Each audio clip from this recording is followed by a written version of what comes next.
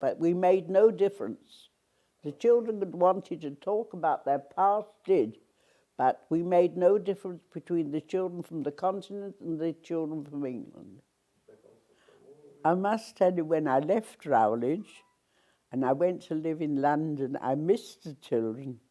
I was so used to having a lot of children around me all the time. My husband was very conscious of the fact that children must get a Jewish education. During the war, there were 3 hostels of Habonim at Dawlish, Teignmouth and Exmouth. And my husband and I, who were living in Torquay, were rather critical of them because we said they take the children away from their parents. They shouldn't be in Goyish houses, in non-religious homes. And then they ran the hostels and they're not religious. All they had was kosher meat from Barnet from London.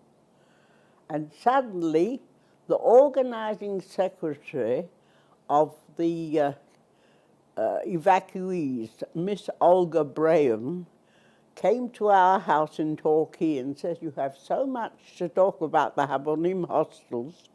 You wouldn't take a hostel of ours and have a religious hostel, would you?"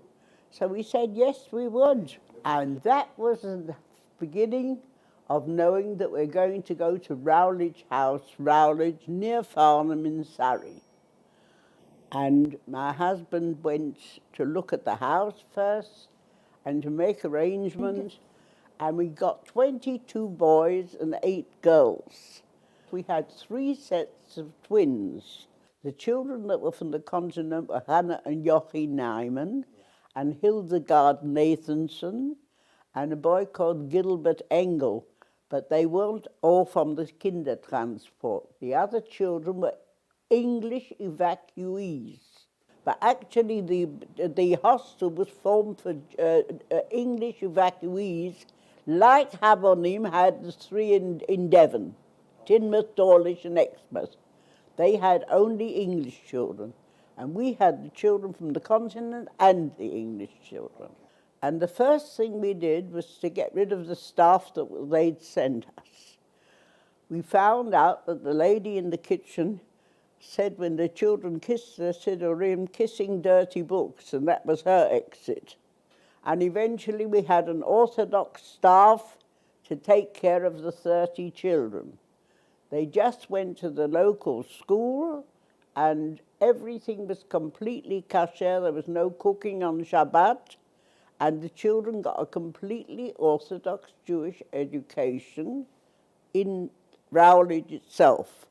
My husband taught them, and also Henry Coor. We had kosher meat from London all the time, and I went to see the baker of the bread and told him that I want the bread baked on the floor of the oven and not in his tins, and he couldn't understand it. He said, "But I'm ready to do it."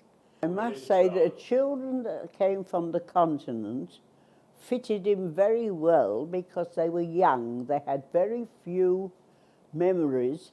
All they knew is that they left their parents behind and the parents came afterwards. But we made no difference. The children that wanted to talk about their past did, but we made no difference between the children from the continent and the children from England.